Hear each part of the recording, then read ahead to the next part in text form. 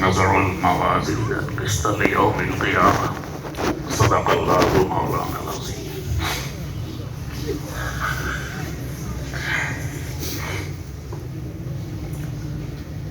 ভালো ফল হাতে পেতে হলে আগে জমিনকে বীজ বপনের উপযোগী বানাইতে হয়। সমান করার প্রয়োজন পড়লে সমান করা লাগে, নরম করা দরকার হলে নরম করা লাগে।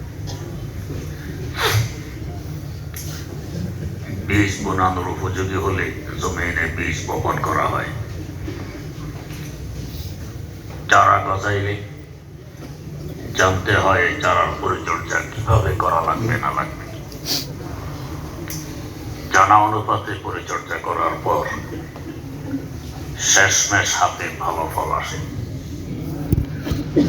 ইমাম বুখারী রাহিমাহুল্লাহ ওহীর আলোচনা দিয়ে বুখারী শরীফ শুরু করলেন, মানে জমিনকে বীজ বপনের উপযোগী বানাইলেন। জমিন যখন বীজ বপনের উপযোগী হয়ে গেছে, এখন বীজ লাগাই দিলেন, কিতাবুল ঈমান আরম্ভ করে দিলেন। ঈমান হলো সব কিছুর বীজ। চারা গজাইলে এবার জানতে হবে পরিচর্যা কিভাবে করা লাগবে না লাগবে। তাই এরপর শুরু করলেন কিতাবুল ইলম, শিক্ষা অধ্যায়। এবার সে জানা অনুপাতে পরিচর্যা আরম্ভ করতে হবে। তাই পরিচর্যা শুরু করে দিলেন কিতাবুত তাহারা, কিতাবুস সালাত, পবিত্রতা অধ্যায়, নামাজ অধ্যায় ইত্যাদি।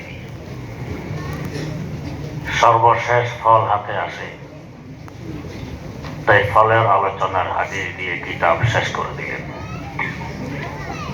এই আলোচনা করতে গিয়ে প্রথমে এক টুকরা আয়াতে কারিমা পেশ করলেন, ওয়া নাযাউল মাওয়াজিনাল কিসতা লিয়াউমিল কিয়ামাহ।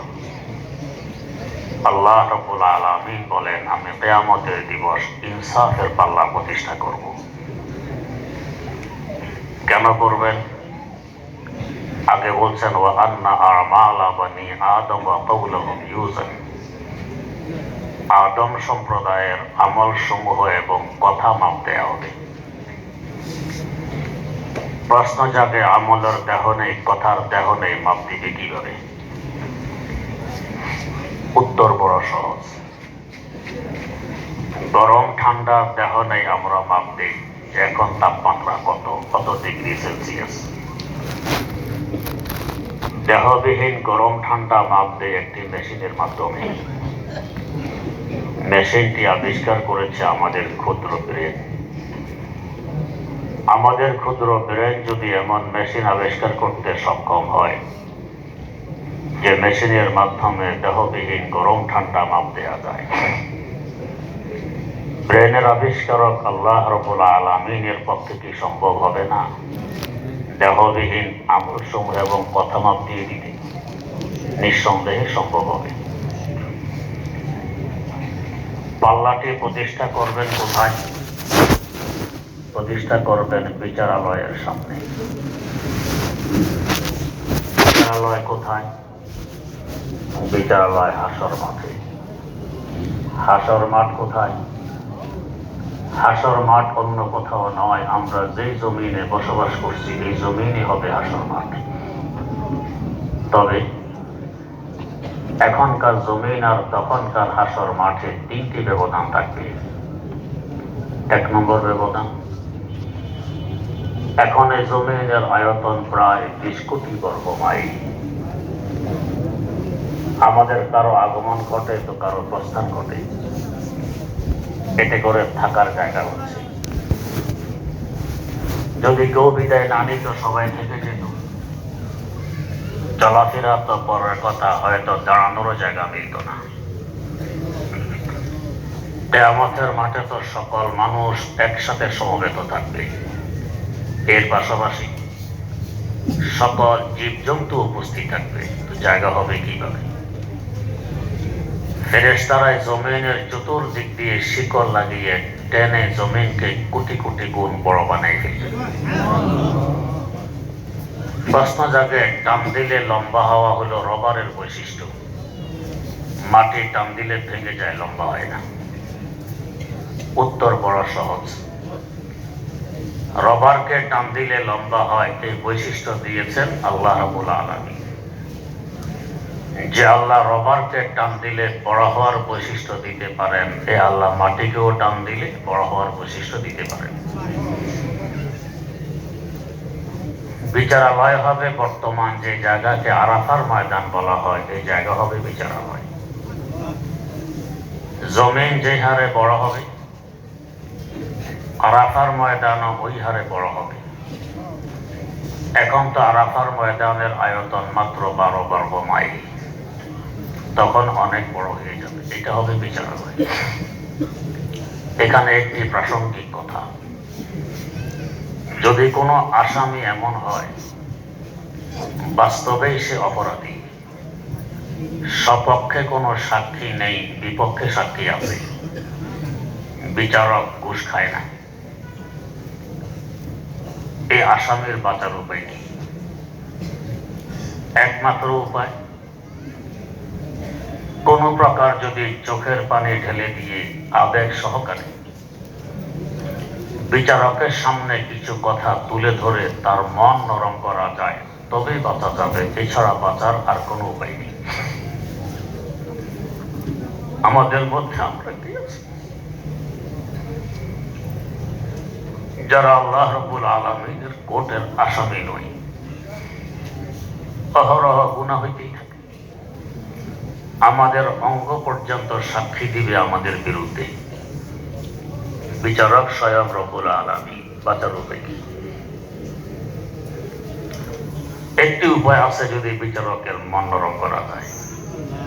বিচারককে পাবো কোথায়? যার জন্য বিচারকের সাথে সাক্ষাৎ তো সম্ভব নয়। একটি রাস্তা আছে, সেটি কি?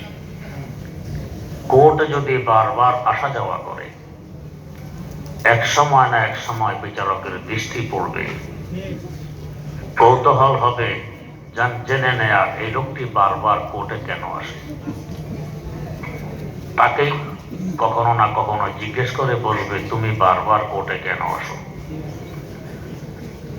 এই সুযোগে যদি সে চোখের পানি ঢেলে দিয়ে আবেগ সহকারে কিছু কথা তুলে ধরে বিচারকের মন নরম করতে পারে, তবেই বাঁচতে পারবে। আল্লাহ রাব্বুল আলামিন আমাদের ন্যায় আসামিদেরকে বাঁচার একটি উপায় বের করে দিলেন। বান্দা, যুলহজ্জের 9 তারিখ সূর্য পশ্চিম আকাশে ঢোলার পর থেকে নিয়ে অস্ত যাওয়া পর্যন্ত আমার রহমতের সাগরে জোশ ওঠে, তরঙ্গ হয়ে চলে। এই সময় যদি তুমি এই বিচারালয়ে এসে চোখের পানি ঢেলে দিয়ে আবেগ সহকারে কিছু কথাবার্তা আমার দরবারে তুলে ধরতে পারো, তোমার আব্বা আদম আলাইহিস সালামের ক্ষমা এখানে হয়েছে, তোমার ক্ষমাও এখানে হতে পারে।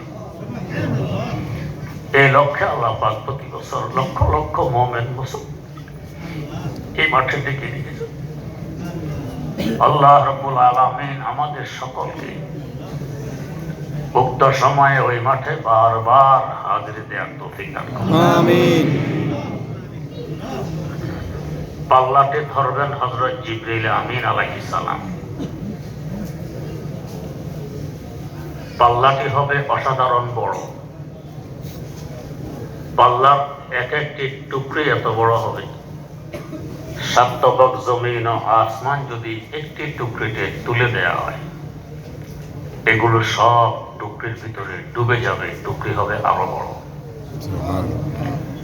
এমন বিশাল একটি পাল্লা ঝুলন্ত অবস্থায় রেখে অসংখ্য মানুষের অসংখ্য আমল ও কথা মাপ দিয়ে দিবেন একা হযরত জিবরিল আমিন আলাইহিস সালাম। কত শক্তির প্রয়োজন হবে! আল্লাহ পাক এই শক্তি তাকে দান করেছেন। একটি ঘটনা শুনলে আন্দাজ হবে তার শক্তি কেমন। ঘটনাটি হল, বর্তমান বিশ্বে একটি ব্যতিক্রম ধর্মী, এর আগে এই গুনাহ পৃথিবীতে সংগঠিত হয়নি। এই গুনাহকে বাংলায় বলে সমকামিতা। আল্লাহর পয়গম্বর জান প্রাণ দিয়ে তাদেরকে ফেরানোর চেষ্টা করলেন, তারা ফিরল না। শেষমেশ আল্লাহ পাকের গজব নাজিল হয়। প্রথমে পাথরের বৃষ্টি বর্ষণ হয়, এতেও তার গজব থামল না। তিনি হযরত জিবরিল আমিন আলাইহিস সালামকে পাঠিয়ে দিলেন। হযরত জিবরিল আমিন আলাইহিস সালাম এসে পাখা মেরে 81 কিলোমিটার লম্বা, 18 কিলোমিটার চওড়া এই পুরা জনপদ, মানুষ, ঘোড়া, গাধা, গরু, ছাগল, গাছগাছালি, পাহাড় পর্বত সহকারে তুলে নিয়ে গেলেন আকাশ পর্যন্ত। নিয়ে উল্টা করে নিচের দিকে ধাক্কা মারলেন। এক ধাক্কায় 1300 ফিট নিচে নেমে যায়। কেমন শক্তি থাকলে এই বিশাল একটি এলাকা 1300 ফিট নিচে নেমে যায়? এতে করে এখানে একটি সাগর সৃষ্টি হয়ে যায়। গজবের আলামত চিহ্ন এখনো সেখানে পরিলক্ষিত। যেমন 1 নম্বর, দুনিয়ার অন্য কোন সাগরের সাথে এই সাগরের সম্পর্ক নেই, যেহেতু গজবের কারণে সাগরের উৎপত্তি। 2 নম্বর, দুনিয়ার সাগরের তলায় বহু উদ্ভিদ জন্ম নেয়, মরুসাগরের তলায় আজ পর্যন্ত কোন উদ্ভিদের সন্ধান পাওয়া যায়। 3 নম্বর, দুনিয়ার সাগরে বহু প্রাণী, মাছ ইত্যাদি বসবাস করে, মরুসাগরে আজ পর্যন্ত কোনো প্রাণীর সন্ধান মেলেনি। গজবের কারণে কোনো প্রাণী এখানে বসবাস করে না। 4 নম্বর, কোন মাছ ইত্যাদি ধরে এনে ছেড়ে দিলে তৎক্ষণাৎ মারা যায়, গজবের কারণে জিন্দা থাকতে পারে না। 5 নম্বর,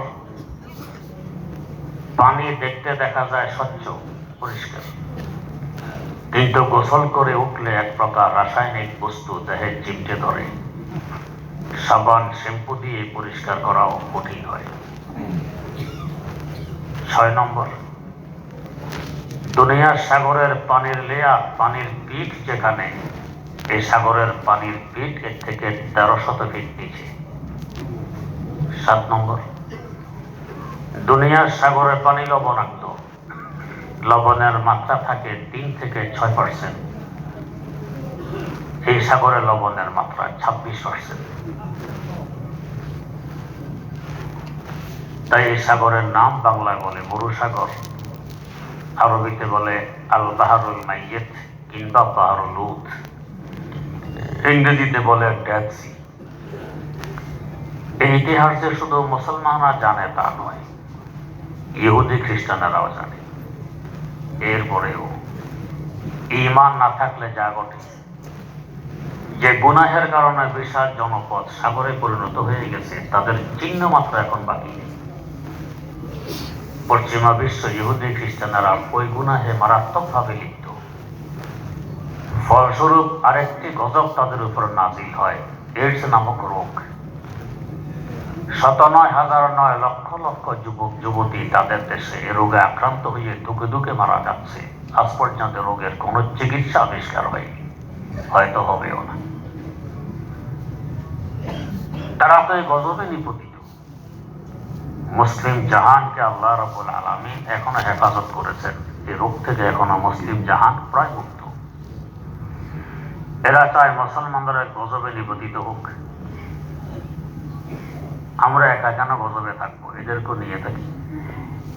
তাই বিভিন্ন সময়ে বিভিন্ন এজেন্ডা নিয়ে ধোঁকা প্রতারণার মাধ্যমে মুসলিম জাহানকেও গজবে সামিল করতে চায়।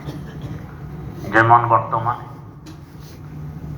ট্রান্সজেন্ডার নামক একটি শিরোনাম নিয়ে এসেছে, বলে এটা হিজড়া অধিকার প্রতিষ্ঠা। একেবারে মিথ্যা কথা, একেবারে ধোঁকা। হিজড়া এবং ট্রান্সজেন্ডার এক নয়। এক সময় ট্রান্সজেন্ডারের সংজ্ঞা ছিল, কারো যদি মনে হয় কোনো পুরুষে যে আমি নারী, তো তাহলে তাকে জনগণ এবং সরকার মেনে নিবে সে নারী। কোন নারীর যদি মনে হয় যে আমি পুরুষ, জনগণ এবং সরকার মেনে নিবে সে পুরুষ। এখন আর এই সংজ্ঞা হয়নি। এখন হলো দাবি, কোন পুরুষ যদি দাবি করে আমি নারী, তো সরকার এবং জনগণকে মেনে নিতে হবে সে নারী। কোন নারী যদি দাবি করে আমি পুরুষ, সরকার এবং জনগণকে মেনে নিতে হবে সেই পুরুষ।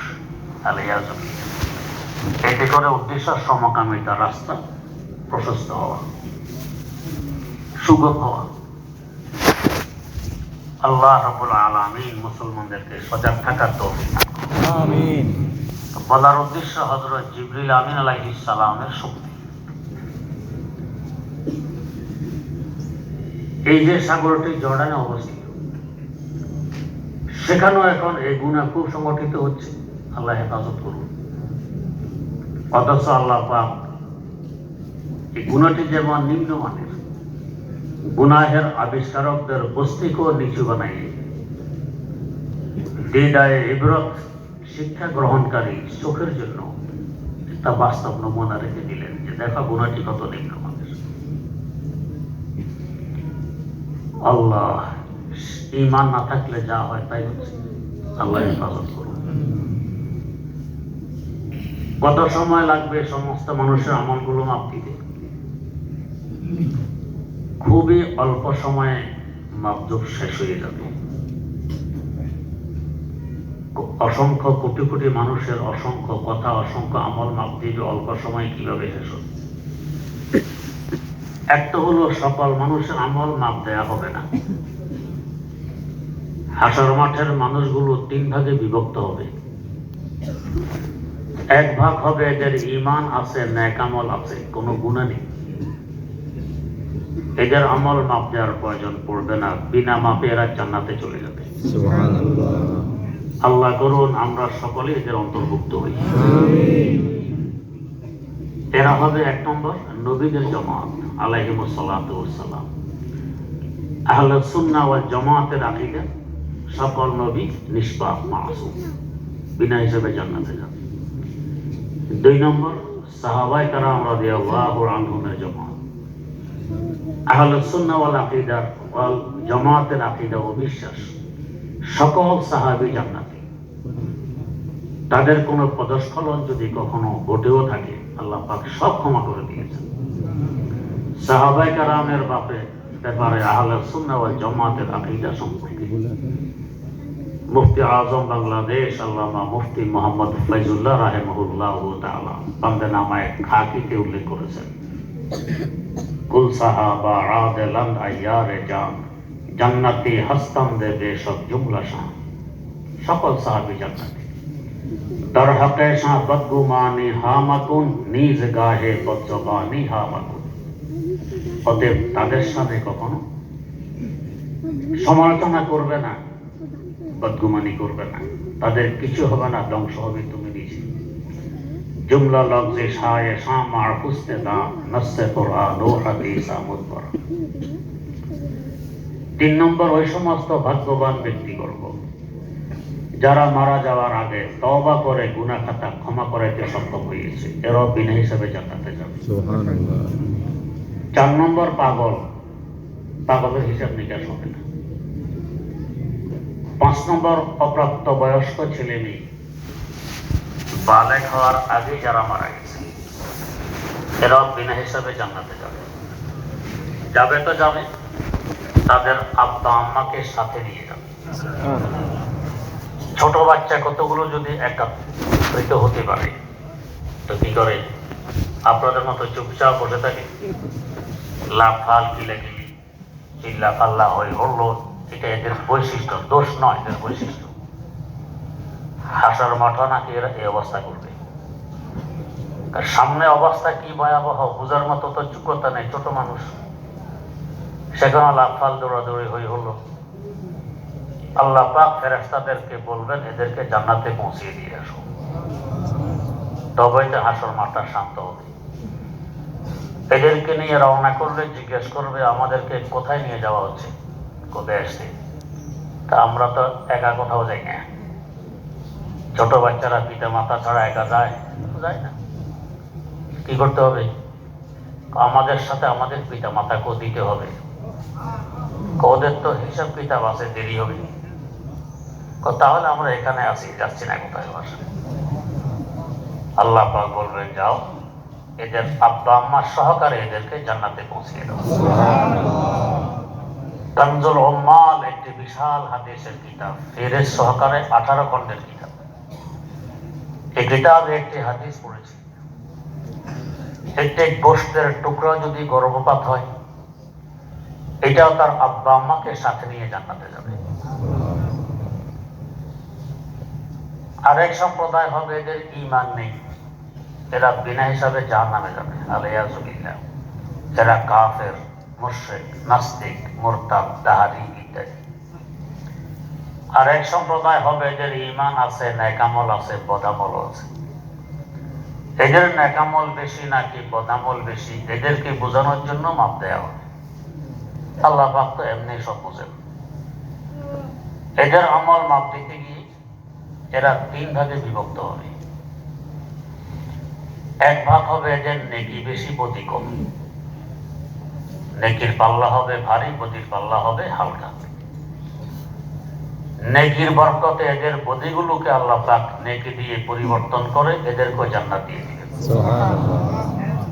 বদিকে নেকি দিয়ে কেন পরিবর্তন করবেন? বদি হলো রোগ, আত্মার রোগ।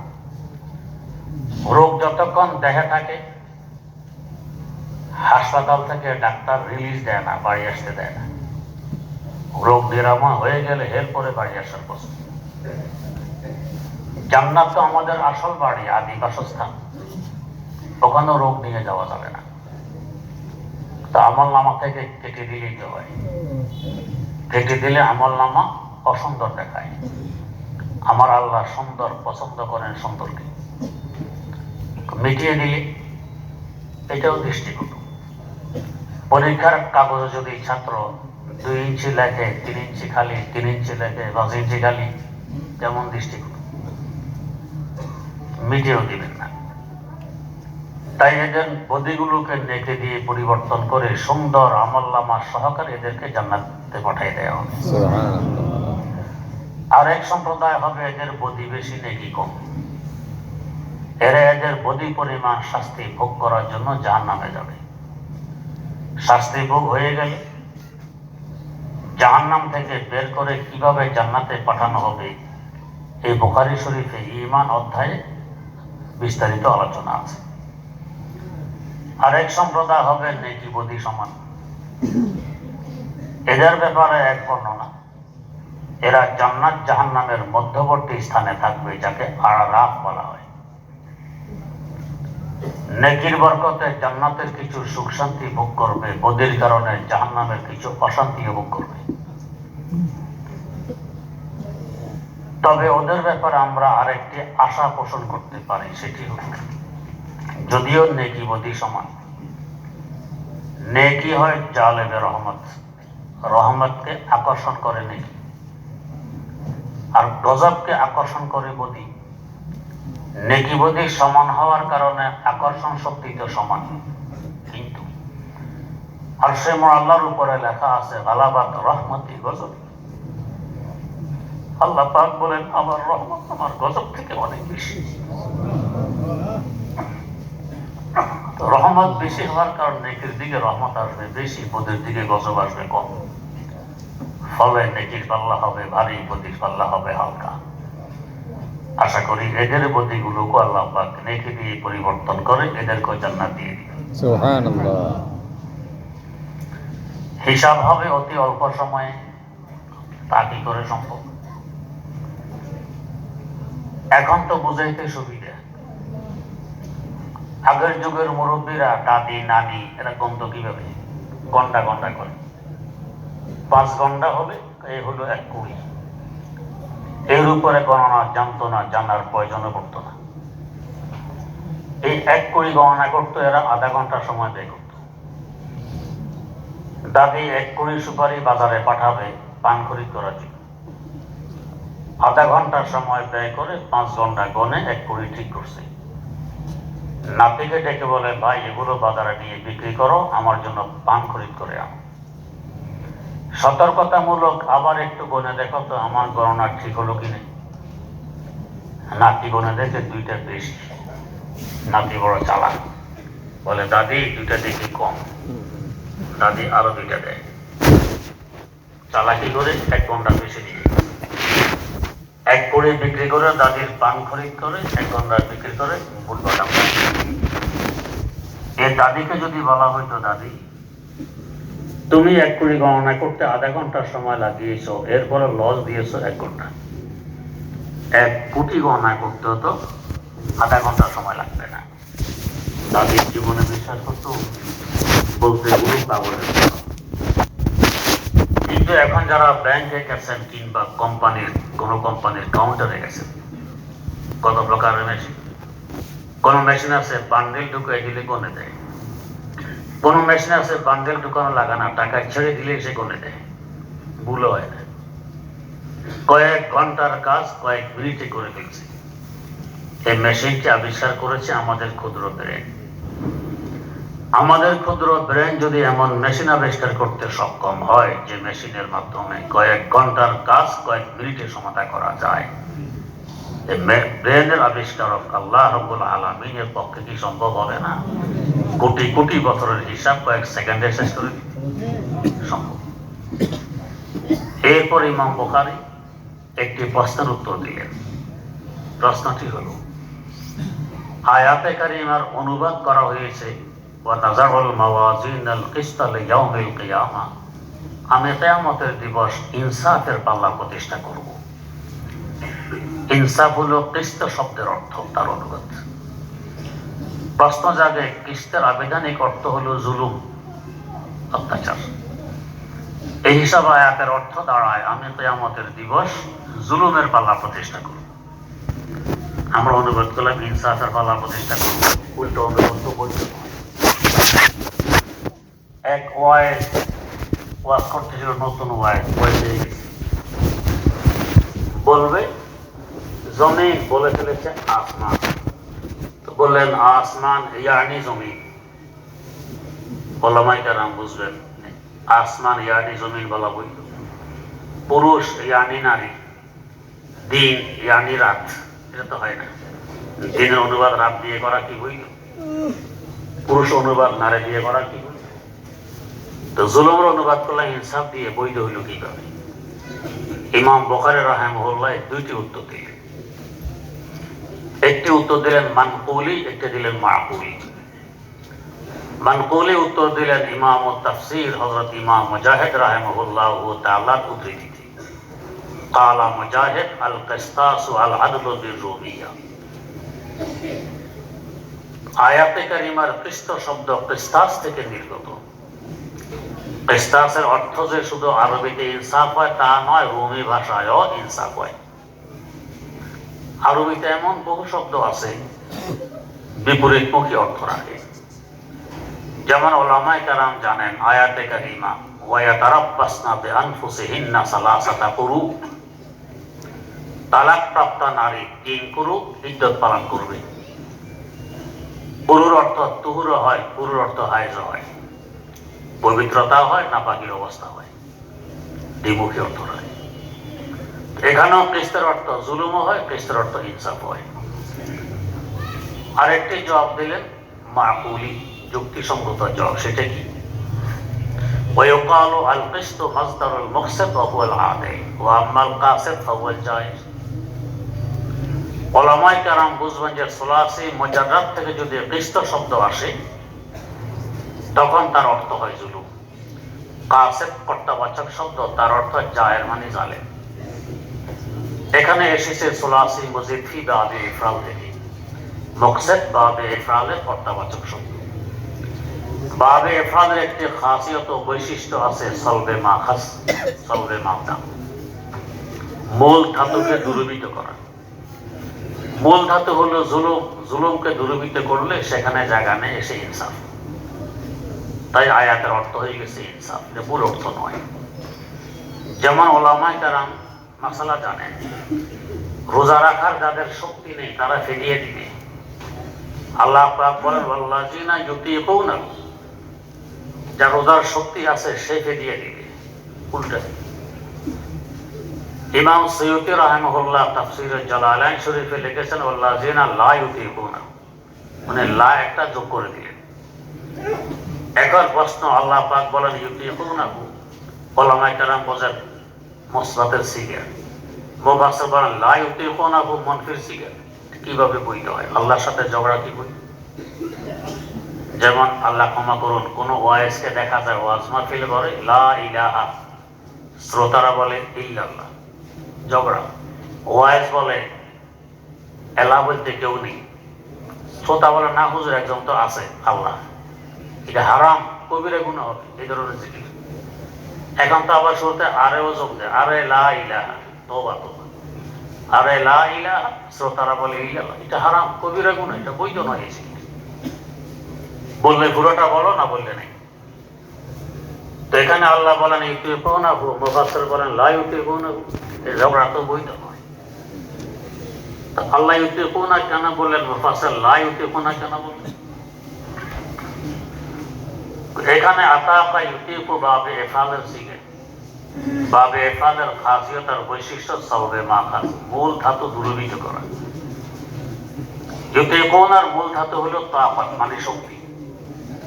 বাবে ইফআলে আসার কারণে অর্থ হয়ে গেছে যার শক্তি দূরীভূত হয়ে গেছে, শক্তি নেই মানে দুর্বল, রোজা রাখতে অক্ষম, সেকে দিয়ে দিই। এইবার তো সাড়ে সর্বনাশ করলেন মুফাসসির, লা ইউতিকুনা, যার শক্তি নেই এমন নয় তার জন্য ফিদিয়া দেওয়া। আবার তো উল্টাই হয়ে গেল, ওলামায়ে কেরাম বলেন নফি নফি ইসবাত হয়। এই তাফসীরটি হলো মুক্তাদিদের জন্য, যারা মাত্র তাফসীর পড়া শুরু করেছে তাদের জন্য। এর আগে কোনো তাফসীর গ্রন্থ পড়ানো হয় না, অনুবাদ পড়ানো হয়। মুফাসসির বুঝতেছেন এরা মাত্র নতুন, এখানে যে সলবে মাদার খাসিয়ত আছে নাও বুঝতে পারে, ওইটা উনি দেখাই দিলেন লা শব্দ বের করে। আল্লাহর সাথে ঝগড়া নয়, ভিতরে যে লা আছে উনি বের করে দেখাই দিলেন। তো এখানেও বেস্তের মধ্যে যে জুলুম দূরীভূত হয়ে গেছে বা বেফালে আসার কারণে, তাই এটার অনুবাদ হয়েছে ইনসাফ। এরপর সূত্র দিয়ে হাদিস শুরু করে দিলেন হাদাসানা আহমদ ইবনে ইসকাবা। ইমাম বুখারী রাহিমাহুল্লাহ তাআলার বিচক্ষণতা। প্রথম হাদিস যে ওস্তাদের উদ্ধৃতিতে উল্লেখ করলেন হাদাসানাল হুমায়দি, ওনার নাম হলো আব্দুল্লাহ। তো ওনার সত্যাগত নাম হাদাসানা আব্দুল্লাহ না বলে সম্বোধনবাচক নাম হাদাসানা হুমায়দি কেন বললেন? হুমায়দের মূল ধাতু হইল হা মিম দাল, হামদ মানে প্রশংসা। আব্দুল্লাহ বললে ধাতু আসতো না। শেষ হাদিস যে ওস্তাদের উদ্ধৃতিতে উল্লেখ করলেন ইনার নাম আহমদ, মূল ধাতু হা মিম দাল, হামদ মানে প্রশংসা। যার হাদিস তিনি সংকলন করতেছেন তার নামও মুহাম্মদ এবং আহমদ মানে প্রশংসা। যিনি সংকলন করতেছেন ইমাম বুখারী রাহিমাহুল্লাহ, তার নামও মুহাম্মদ মানে প্রশংসা। অর্থ কি জানেন? প্রশংসিত নবীর প্রশংসিত হাদিস, প্রশংসিত সংকলন, প্রশংসিত ওস্তাদের মাধ্যমে আরম্ভ করলেন, প্রশংসিত ওস্তাদের মাধ্যমে সমাপ্ত করলেন। কিতাবটি কেমন প্রশংসিত হবে চিন্তা করুন। হয়েছেও তাই। কোরআনে কারীমের পর এত প্রশংসা দুনিয়ার আর কোনো কিতাব কুড়াইতে পারেনি যত প্রশংসা বুখারী শরীফ কুড়িয়েছে।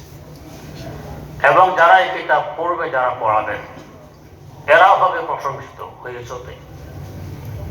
এরপর হাদিস উল্লেখ করতেছেন ক্বালান নবী সাল্লাল্লাহু আলাইহি ওয়াসাল্লাম কালিমাতানে হাবিবাতানে ইলার রহমান, দুইটি বাক্য দয়ার সাগরের কাছে অতীব প্রিয়।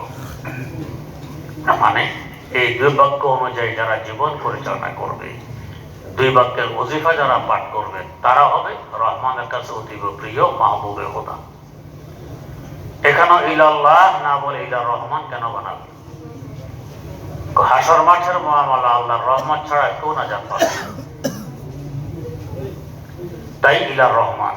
এখানে কিছু বিস্তারিত আলোচনা আছে, সময়ের স্বল্পতার কারণে বলতেছি না। খাফিফাতানে আলাল লিসান, উচ্চারণে বড় সহজ,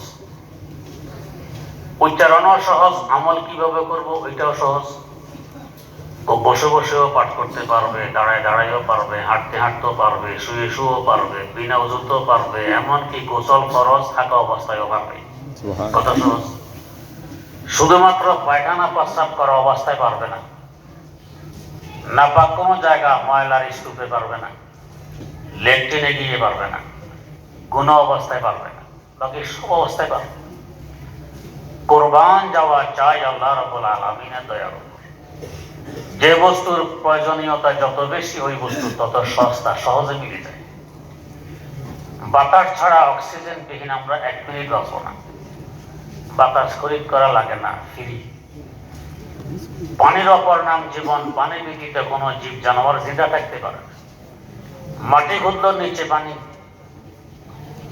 আর যদি চৈত্র বৈশাখ মাস খাল বিল পুকুর সব শুকিয়ে মাটি ফেটে চৌচির হয়ে গেছে পানি। ঘরের পাশে একটি নারিকেল গাছ 20 হাত লম্বা, গাছের আগা থেকে একটি ডাব বেড়ে আনলে বিশুদ্ধতম পানি খাওয়া যায়। নিজেও পানি, উপরও পানি। প্রয়োজন বেশি, এই জন্য সহজে মিলে যায়। স্বর্ণের তুলনায় লোহার প্রয়োজন অনেক বেশি। মাটি কাটো লোহার প্রয়োজন, ইট ভাঙো লোহার প্রয়োজন, পাথর ভাঙো লোহার প্রয়োজন, মাছ গোস্ত কাটো লোহার প্রয়োজন, ফল ফলাদি কাটো লোহার প্রয়োজন। সারা জীবন যদি কেউ স্বর্ণ ব্যবহার না করে, আধা পয়সার কষ্ট হবে? হবে না। লোহার কেজি 80 টাকা 85 টাকা, আর স্বর্ণের 1 তোলা 2 লক্ষ টাকা। ওইটা না হলেও চলে, এটার দাম বেশি। নারীরা আবার খেপবে যে কি স্বর্ণ না হলে চলে। আসলে তো ব্যবহার কষ্ট। এই নাকটা ছিদ্র করা তাজা গোস্ত সুই দিয়ে ছিদ্র করা, আপনি করে দেখেন কেমন কষ্ট লাগে। এই তাজা গোস্ত কান ছিদ্র করা, নিচে একবার উপরে একবার, কত ছিদ্র। এটা আবার পৌঁছে, কষ্ট ছাড়া কষ্ট। এরপরে কারো কান ফুলের ধারে কান ছিঁড়ে এটা পড়ে যায়, কষ্ট না আরাম? কষ্ট। মাঝে মধ্যে বাসে বসা জানালা খোলা, থাপ্পড় দিয়ে কান ছিঁড়ে কান ফুল নিয়ে হাইজে কার দৌড়, চিন্তাই রক্ত পড়তেছে, কষ্ট না? কষ্ট। নাকফুল নাকে নাক সাপ করতে কষ্ট না আরাম? কষ্ট। এরপরও ওদের কাছে আরামই লাগে, যেহেতু সঙ্গ। হাকিমুল উম্মত মুজাদ্দিদুল মিল্লাত হযরত শাহ আশরাফ আলী থানভী রাহমাতুল্লাহ আলাইহি একটি ঘটনা লিখেছেন। এক ব্যক্তি জমিদারের মেয়ে বিয়ে করে বাড়ি নিয়ে আসছে। এই পানির লোটাটি একটু এদিকে আনো তো। আস্তাগফিরুল্লাহ, আমরা জমিদারের মেয়ে জীবনে ওজন বরদাস্ত করতে পারি না, পারবে না। অনক বস্তুটা একটু নিয়ে আসো তো। তওবা তওবা, আমরা এগুলো জীবনে করি নাই, ওজন আমরা সইতে পারি না। যে কোনো কাজের কথা বলে হে পারবে না, জমিদারের মেয়ে। স্বামীকে আচ্ছা একটু দেখাই। বাজারে গিয়ে মরিচ বাটার ফুটা, ওজন 2.5 কেজিতে হবে। উপরে সোনালি রং করছে, রঙাইয়া 2 মাথার সোনার রঙের শিকল বাঁধছে, সুন্দর প্যাকেট করে বাড়ি নিয়ে আসছে। এসে স্ত্রীকে বলছে, আমার এক অলংকার তোমার জন্য আনছি। অলংকার জীবনে কেউ দেখেনি। এত বড় অলংকার জীবনে কোনো স্বামী কোনো স্ত্রীকে দেয়নি। দামি এক অলংকার তোমার জন্য আনছি। কি যে মহব্বত তোমার জন্য আমার। কোথায়? ওই যে প্যাকেটের ভিতরে। তো দেন। না, এখন দেওয়া যাবে না। আরো প্রশংসা অলংকার, অসাধারণ এক অলংকার। তো দেন। না, এখন না। যখন স্ত্রীর চাহিদা একবারে তুঙ্গে গেছে, প্যাকেট খুলে দিল, দেখো কত বড় সন্ধ্যের এক চাকা। কি খুশি গলায় নিয়ে হাঁটে, আজকেও হাঁটে, কালকেও হাঁটে, পরশু হাঁটে। এরপরে স্বামী একদিন দেখে বলে, কি ব্যাপার? 1/2 কেজি ওজন একটা বদনা তুমি আনতে পারো জমিদারে মেয়ে, আর 2.5 কেজি ওজনের ফুতা গলায় নিয়ে হাঁটতেছো, এখন ওজন কই? কষ্ট এদের কাছে আসলে কষ্ট মনে হয় না, আরামই লাগে। তো যাই হোক, বাস্তবতা তো এটা। স্বর্ণ না হইলে বাস্তবে কোনো কষ্ট নেই, এটার দাম বেশি। লোহা না হইলে কষ্ট আছে, দাম কম। কুরবান যাওয়া চাই আল্লাহ রাব্বুল আলামিনের রহমতের উপর, দয়ার উপর। এই বাক্যের আমাদের খুব দরকার, কাল হাসর মাঠে যাতে নেকির পাল্লা বাড়ি হয়। উচ্চারণও সহজ, ব্যবহারও সহজ। খাফিফাতানে আলাল লিসান, সাকিলাতানে ফিল মিজান। হাসর মাঠে ইনসাফের পাল্লায় হবে অনেক ভারী। কিসে 2 বাক্য? সুবহানাল্লাহি ওয়া বিহামদিহি সুবহানাল্লাহিল আযীম। কত সহজ। আমরা সুন্দর কিছু দেখলে বলি সুবহানাল্লাহ, সহজে মুখ দিয়ে চলে আসে। আরবরা বলে শুধু সুবহানাল্লাহ, আমরা বলি এই সুবহানাল্লাহ কিংবা আরে সুবহানাল্লাহ। এটা যোগ দিই, সহজ তো, বড় সহজ। এই বুখারী শরীফ দোয়া অধ্যায় আছে, যদি আল্লাহর কোনো বান্দা শুধু সুবহানাল্লাহি ওয়া বিহামদিহি দৈনিক 100 বার পড়ে, তার গুনাহ যদি সাগরের পানির ফেনা সমান হয়, তারপর আল্লাহ পাক এই বরকতে ক্ষমা করে দেন। সুবহানাল্লাহ। সাথে যদি সুবহানাল্লাহিল আযীম যোগ দেওয়া হয়, বুঝলো তারও কতবার। উঠতে বসতে চলতে ফিরতে কাজে কর্মে বেশি বেশি পড়া চাই। এরপর দুইটি কথা। 1 নম্বর, দাওরায়ে হাদিসে 10টি হাদিসের কিতাব পড়ানো হয়, ব্যাখ্যা সহকারে প্রায় 1 লক্ষ হাদিস পড়ানো হয়। এই লক্ষ হাদিস পড়ানোর সময় বলতে হয় কালান নবিয়্যু সাল্লাল্লাহু আলাইহি ওয়াসাল্লাম, দুরূদ শরীফ 1 লক্ষ বার। প্রত্যেকটি হাদিসের অনুবাদ যদি করা হয় আরো 1 লক্ষ বার নবী করিম সাল্লাল্লাহু আলাইহি ওয়াসাল্লাম বলেন 2 লক্ষ। ব্যাখ্যা বিশ্লেষণ করতে গেলে কোন কোন হাদিসের ব্যাখ্যায় 5 বার 10 বার 15 বারও বলতে হয় নবী করিম সাল্লাল্লাহু আলাইহি ওয়াসাল্লাম বলেন। পড়া যদি 5 বার করি, 5 লক্ষ বার দুরূদ শরীফ পড়া হয় প্রত্যেকটি তালেবুল ইলমের। হাদিস শরীফে আছে, আপনারাও জানেন, মান সাল্লা আলাইয়া মাররাতান সাল্লাল্লাহু আলাইহি আশরা মাররা। নবী করিম সাল্লাল্লাহু আলাইহি ওয়াসাল্লাম বলেন, যে আমার উপর একবার দুরূদ শরীফ পাঠ করবে, আল্লাহ পাক তার উপর 10টি রহমত নাযিল করে। তো 5 লক্ষ দুরূদ শরীফের রহমত কয় লক্ষ? 50 লক্ষ, অর্ধ কোটি। অর্ধ কোটি রহমত নিয়ে এসেছে এক একজন তালেবুল ইলম 1 বছরে। আমাদের দাওরায়ে হাদিসে কখনো 100 থেকে কিছু কম, কখনো কিছু বেশি থাকে। গড়ে 100 ধরলে এক একজনে 50 লক্ষ, 100 জনে কত হয়? 50 কোটি। 50 কোটি রহমত নিয়ে এসেছে 1 বছরে দাওরায়ে হাদিসের বরকতে। আমরা সারা জীবন চেষ্টা করলে পারতাম? রহমতের বৈশিষ্ট্য পানির ন্যায়। পানির ফোঁটা মাটিতে পড়লে চতুর্দিক থেকে মাটি চুষে নিয়ে উর্বরতা লাভ করে, ফল ফলাদি ফলায়। রহমত এমন। এই 50 কোটি রহমত অবতীর্ণ হয়েছে তো আমাদের অত্র মাদ্রাসাকে কেন্দ্র করে, ছড়িয়ে পড়েছে পুরো মহল্লায়, পুরো আত্রাফে।